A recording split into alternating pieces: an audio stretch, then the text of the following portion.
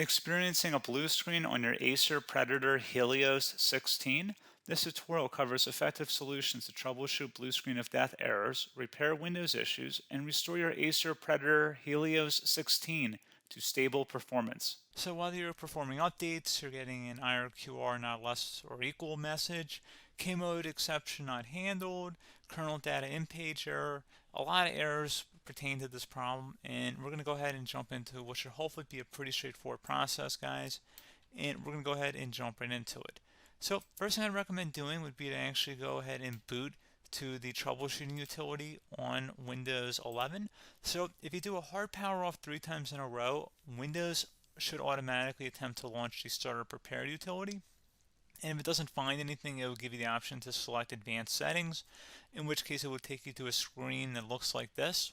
Now, if it does not take you to a screen that looks like this, or you're unable to get to that, you can also download the Windows 10 Media Creation Utility, or Windows 11. They probably will make a creation utility for Windows 11 at some point.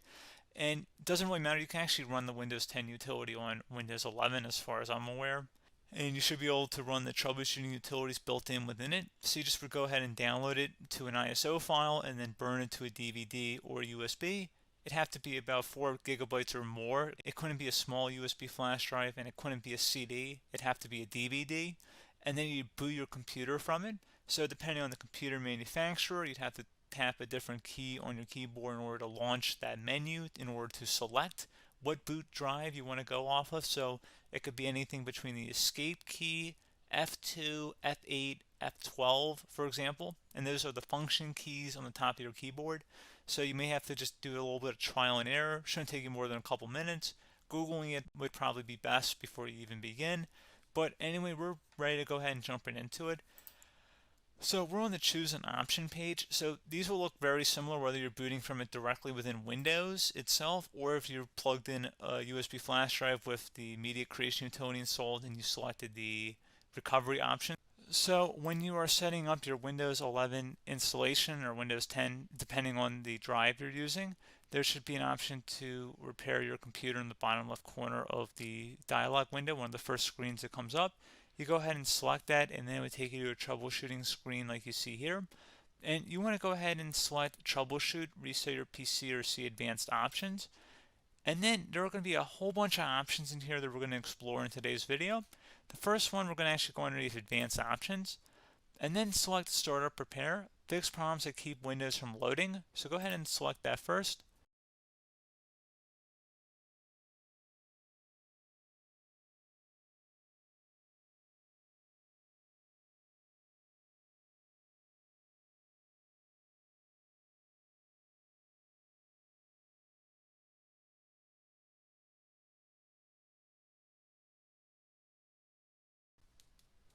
Okay, so you can see it could not repair our PC.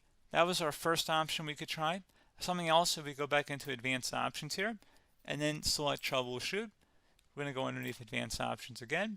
You can go ahead and actually access safe mode by selecting startup settings.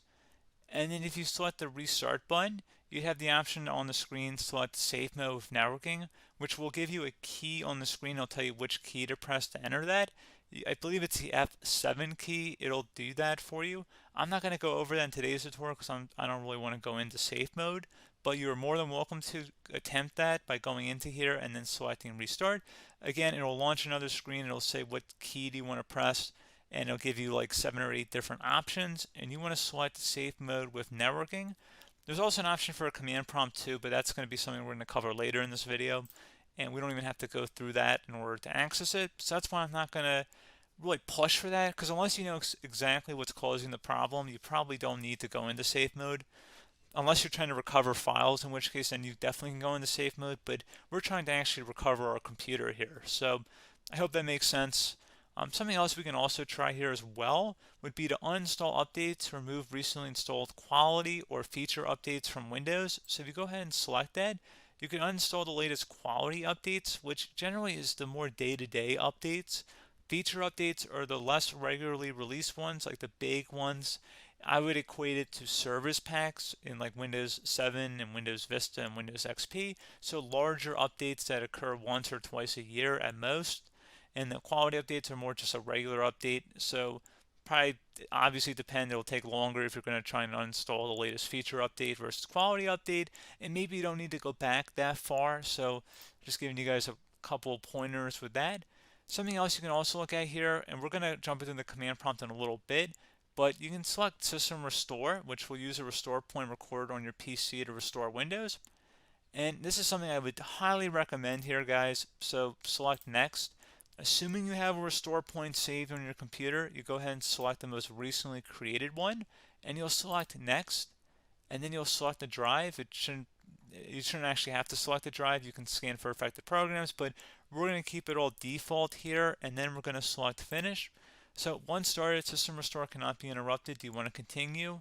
I think we're going to select yes. I don't think we have anything better to do on our computer right now, so just give it a moment here to initialize. It will take a couple minutes to run, obviously depending on how large your hard drive is and how much is saved on the System Restore point. So just give it a couple minutes here.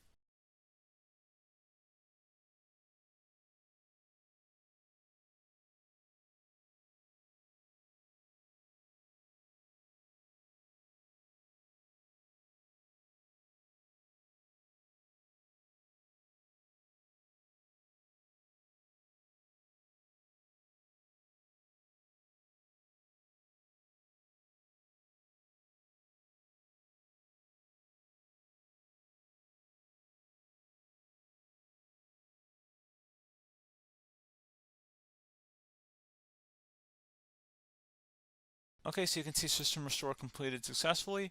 The system has been restored. Your documents have not been affected. Click the Restart button to restart your computer. Go ahead and select Restart.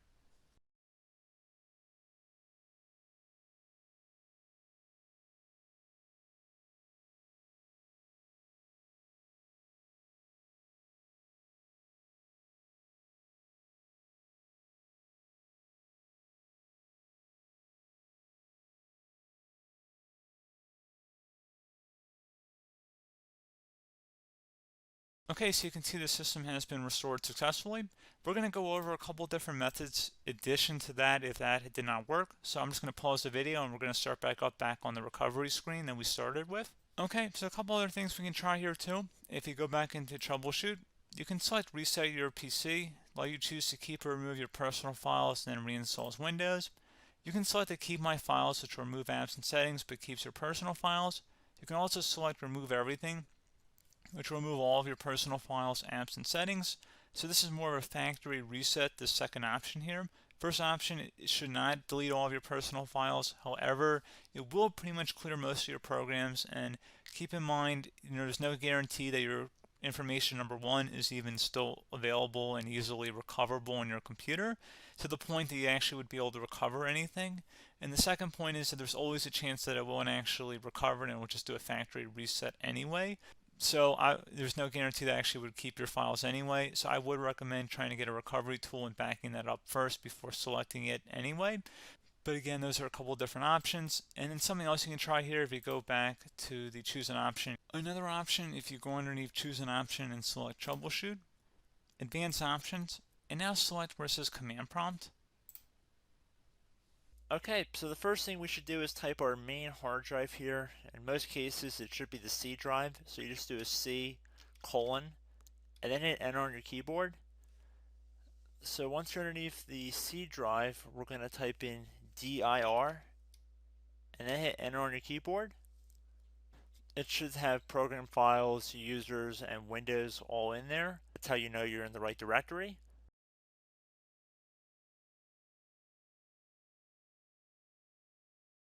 In some cases, it might be the D drive as well, so just keep that in mind.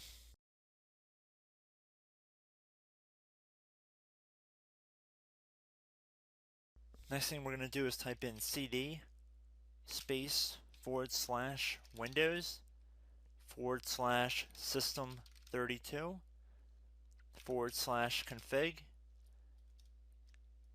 and then you're going to hit enter on your keyboard.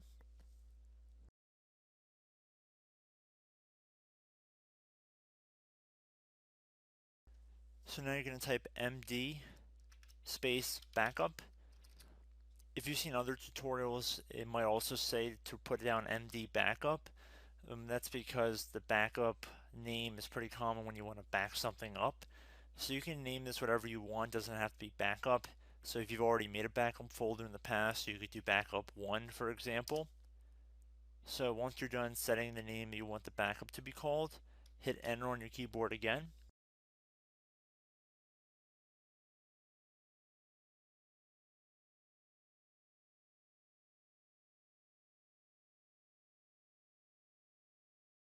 At this point you want to type copy, C-O-P-Y, space, then you want to do the star symbol above the 8 key, then do a period or a dot, whatever you want to call it, then another star sign, and then another space, and then type backup, and then hit enter on your keyboard.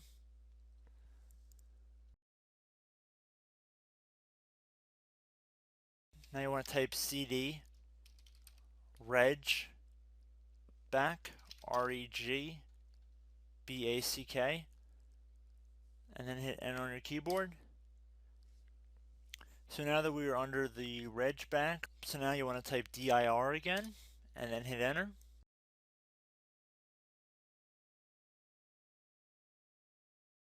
So now at this point we're going to type copy again. So copy, space, star sign, dot, another star sign, space, and then 2 dots. So we're going to type copy, space, star sign, dot, sign, star sign, dot, dot, and then hit enter on your keyboard again. So for overwrite, you want to overwrite all. So type A on your keyboard, so capital A, and then hit enter on your keyboard.